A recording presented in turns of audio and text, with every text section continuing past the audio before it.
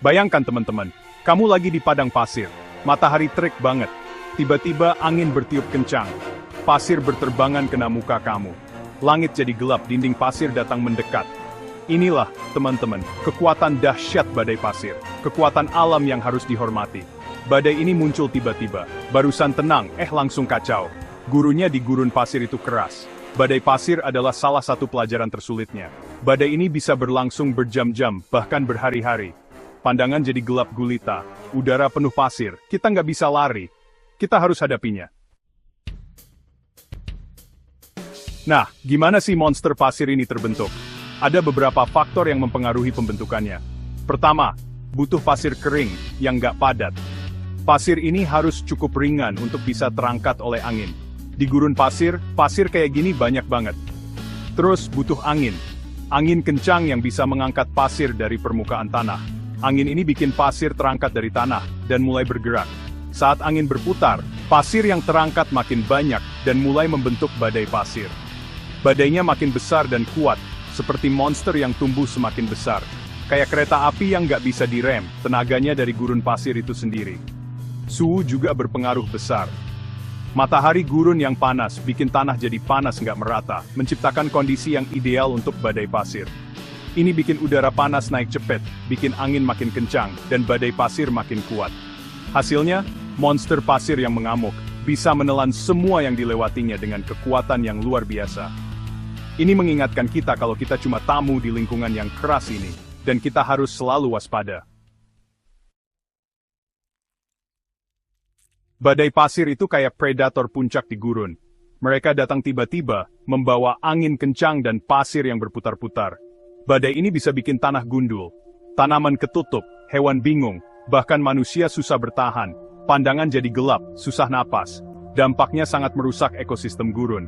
Pasir masuk kemana-mana, bikin mesin dan saluran air mampet. Infrastruktur jadi rusak, dan butuh waktu lama untuk memperbaikinya. Ini mimpi buruk buat siapapun yang nggak siap. Orang-orang harus berlindung dan menunggu badai reda. Tapi bukan cuma dampak langsungnya aja. Badai pasir juga mengubah bentuk gurun. Badai pasir juga ngerusak kesehatan gurun dalam jangka panjang. Tanah jadi terkikis, dan vegetasi sulit tumbuh kembali. Badai ini bisa bikin tanah terkikis, bikin gurun makin luas. Proses ini disebut desertifikasi. Ini bikin kehidupan makin susah. Gurun pasir itu rapuh, ekosistemnya mudah terganggu. Badai pasir, meskipun merusak, adalah bagian dari keseimbangan itu. Mereka membantu mengatur ekosistem gurun. Mereka mengingatkan kita tentang kekuatan alam, dan perlunya kita menghormatinya. Kita harus belajar hidup berdampingan dengan fenomena alam ini. Bagian 4. Badai pasir dalam sejarah. Kisah debu. Sepanjang sejarah, badai pasir udah ninggalin jejak di peradaban manusia. Salah satu contohnya adalah Dust Bowl di tahun 1930-an. Badai ini menghancurkan padang rumput Amerika, mengubah tanah subur jadi gurun pasir. Bencana alam ini mengingatkan kita betapa kuatnya alam. Jutaan orang terpaksa pindah dan banyak keluarga susah. Badai pasir, meskipun fenomena alam, bisa punya dampak buruk bagi manusia. Tapi kisah-kisah ini juga nunjukin ketahanan manusia. Kita belajar, kita beradaptasi, kita cari cara buat bertahan. Dust Bowl bikin teknik bertani baru dan pemahaman yang lebih baik tentang konservasi tanah. Bagian 5. Hidup menemukan jalan, beradaptasi dengan gurun. Meski kondisinya keras, kehidupan di gurun tetap ada. Gurun adalah salah satu lingkungan paling ekstrem di bumi. Namun banyak makhluk yang berhasil beradaptasi dengan kondisi ini. Tumbuhan dan hewan punya cara hebat buat bertahan dari badai pasir. Mereka telah mengembangkan berbagai strategi untuk melindungi diri dari angin kencang dan pasir yang berterbangan. Unta misalnya, punya bulu mata tebal dan lubang hidung yang bisa ditutup buat mencegah pasir masuk. Mereka juga bisa bertahan tanpa air untuk waktu yang lama. Beberapa tanaman gurun punya akar yang dalam buat nyari air di bawah tanah. Akar ini bisa mencapai kedalaman yang luar biasa untuk menemukan sumber air yang tersembunyi.